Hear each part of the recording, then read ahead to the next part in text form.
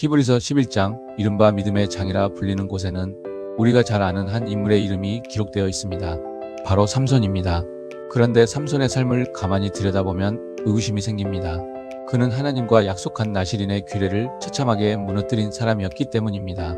거룩해야 할 나실인이 세상의 유혹에 흔들리고 결국 비참한 최후를 맞이했습니다. 그런데 왜 성경은 그를 믿음의 사람이라 부를까요? 오늘 우리는 사사기 13장을 통해 그 신비로운 부르심의 은혜를 나누고자 합니다. 민수기 6장에는 나실인이 지켜야 할 세 가지의 큰 규례가 나옵니다. 첫째, 포도주와 독주를 멀리하라.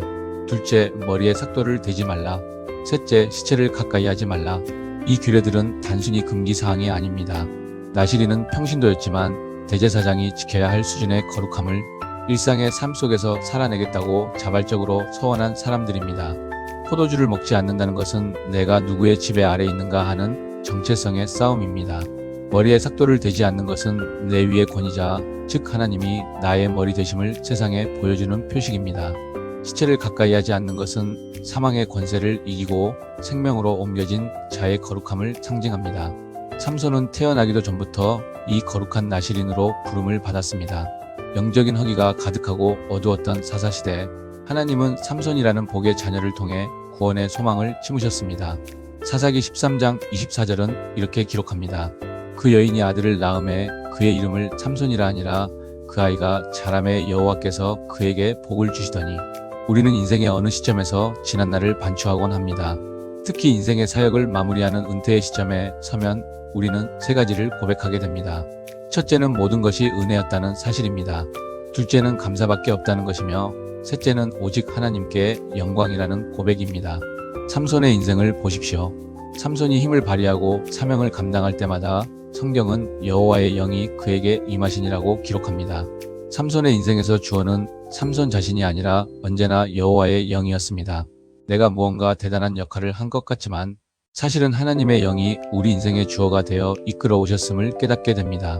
교회는 세상의 규범을 뒤따라가는 곳이 아닙니다. 오히려 교회가 세상의 규범이 되어야 합니다. 세상이 무질서하고 혼탁할수록 교회는 모든 가치에 대해 선명해야 합니다. 우리는 죽음의 문화 속에서 생명을 선택한 자들이며 그리스도를 우리 인생의 머리로 모신 자들입니다. 세상의 가치관이나 소외되는 것에 대한 두려움인 포모에포에모 현상에 휘둘리는 것이 아니라 우리가 누구에게 속해 있는지를 분명히 해야 합니다. 하나님은 삼손이 결국 무너질 것을 모르고 택하셨을까요? 아닙니다. 하나님은 삼손의 약함과 실패를 이미 알고 계셨습니다. 성경은 삼손을 완벽한 영웅으로 그리려 하지 않습니다. 오히려 그의 연약함에도 불구하고 끝까지 그를 놓지 않으시는 하나님의 신실하심을 보여줍니다.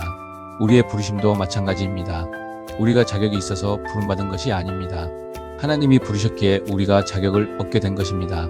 부르심이 곧 자격입니다. 우리는 세상의 이치와 두려움 앞에 서 있을 때가 많지만 하나님의 구원하시는 은혜 앞에 서면 결국 할 말을 잃게 됩니다. 그 은혜가 너무나 크기 때문입니다.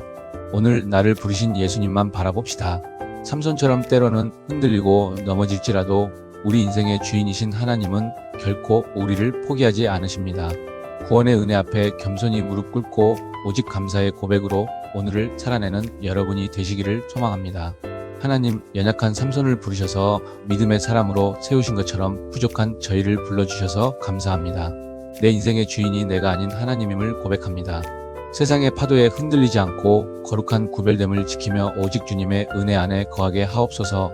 예수 그리스도의 이름으로 기도드립니다. 아멘.